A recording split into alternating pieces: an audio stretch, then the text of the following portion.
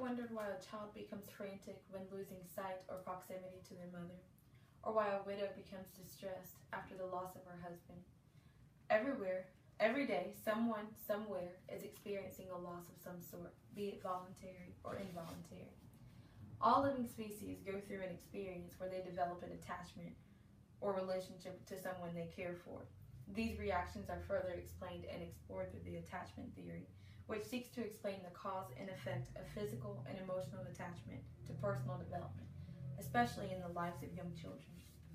John Bowlby and Mary Ainsworth are both credible child psychologists who spent a great deal of time studying children and their relationship behaviors.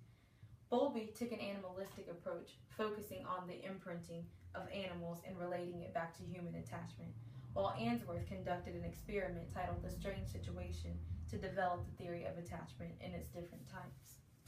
So today, we are going to discuss John Bowlby's view on attachment and how he related animal imprinting to human attachment, and how Mary Ainsworth's Strange Situation experiment produced the different types of attachment we see in children today.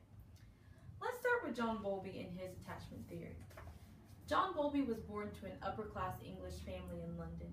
He took a great interest in children and their need to form attachment, which he believed to be an innate biological factor. He compared the human need of attachment to that of animals. The ethological theories of Darwin and Lorenz suggest that animal species go through a stage of imprinting on their parents, particularly their mothers, to maintain close proximity in order to reduce their level of vulnerability from predators. Believing that humans also form the adaptive behavior of imprinting, Bowlby formed his views on attachment. Bowlby's attachment theory was set up into 3 different phases. Phase 1 occurs from birth. Infants engage in social gestures with minimal selectivity, meaning that if you are holding a baby or if you're interacting with a baby, he or she may smile with you without even knowing you. However, when the child reaches about 3 months old, they become selective in their smiles and may only smile at a familiar face. William Crane states, in Bowlby's view, smiling promotes attachment because it maintains the proximity of the caretaker.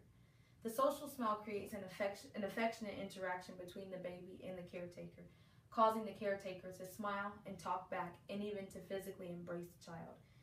That in turn develops a secure attachment between the caretaker and the child. Bowlby's second aspect of the attachment theory was a selective response.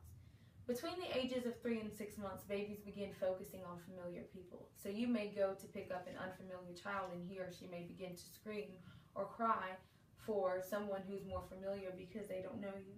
So instead of smiling and babbling and holding on to just anyone, their actions become much more selective. They respond to whoever has best responded to them.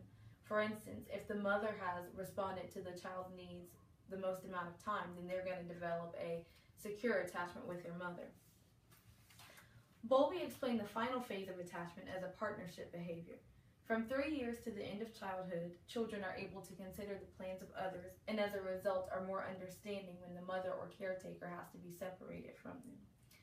In my personal experience, I don't believe that a child at 3 years of age can honestly understand why a mother would have to separate herself from a period of time, but Bowlby's view was just that. Now that we've discussed Bowlby's view briefly, let's talk about Mary Ainsworth's view on attachment.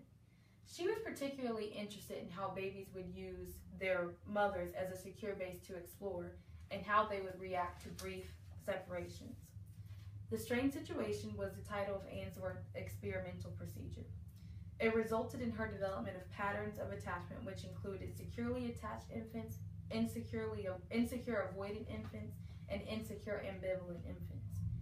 Infants who use their mothers as a base, which means checking in with it from time to time or ensuring it was okay to play for exploration while their mother was present, but became upset and minimized their play when the mother left, Ainsworth described as securely attached infants. When the mothers returned to the room, the infants would embrace them and then resume their exploratory play. The infants in the Strange Situation who are more independent in their play, who begin exploring and acting as if the mother was non-existent, and they were completely unbothered when the mother left the room and even when she returned. Ainsworth believed these infants to be insecure avoidant. The infants who displayed more concern for proximity to their mothers than their own exploratory play, they were described as insecure ambivalent infants. The children were devastated when the mothers left, but they showed equivocal emotions when the mother returned. Now that we've briefly discussed Ainsworth and Bowlby's attachment theory, let's begin to compare the two. While most animals are able to walk and crawl from birth, babies cannot. Therefore, they use crying as what Bowlby described as a distress call. Crying allows the baby to keep the caretaker in close proximity, knowing that when the distress call is released, the caretaker will answer. Ainsworth linked children who produced secure attachment behavior to having parents who are responsive to their needs and answered the distress call. For example, if a baby is crying because he or she is hungry and the mother then feeds them, that would be a behavior that would produce a secure attachment because the mother is responding to that distress call. The homes of insecure avoidant infants seem to reflect mothers who often rejected their children and were insensitive to their needs and did not respond to the distress calls of the children. The homes of insecure avoidant infants seem to reflect mothers who often rejected their children, who were insensitive to their needs and did not respond to the distress calls of their children. Insecure avoidant children, Ainsworth believed to come from homes where the responses to the distress calls were inconsistent, creating a mistrust between the caretaker and the child. So today, I've informed you about the attachment theory and the different views of two profound colleagues, John Bowlby and Mary Ainsworth. Now when you see a baby crying hysterically because he or she has lost visual or physical proximity to her mother or his mother, or see a child checking in with their mother during exploratory play, or when you see a newborn smiling so preciously at their mother, you'll have a glimpse of the type of attachment they possess.